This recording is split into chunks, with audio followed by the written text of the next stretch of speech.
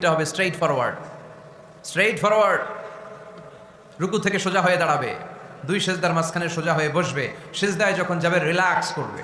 সালাতে কি করতে হয়? রিল্যাক্স। আমার সাথে সাথে সবাই আওয়াজ করে পড়েন, রিল্যাক্স। সালাতে রিল্যাক্স করবেন, আপনি তাড়াহুড়ো করতে পারবেন না। আল্লাহর হাবিব সাল্লাল্লাহু আলাইহি ওয়াসাল্লাম শিখালেন কিভাবে সালাত পড়তে হয়। তার মানে এই নবীরে বাদ দিলে সালাত বোঝা যায় না, এই নবীকে বাদ দিলে সিয়াম বোঝা যায় না। সিয়াম কেমন করে পালন করতে হয় এই নবী শিখিয়েছেন।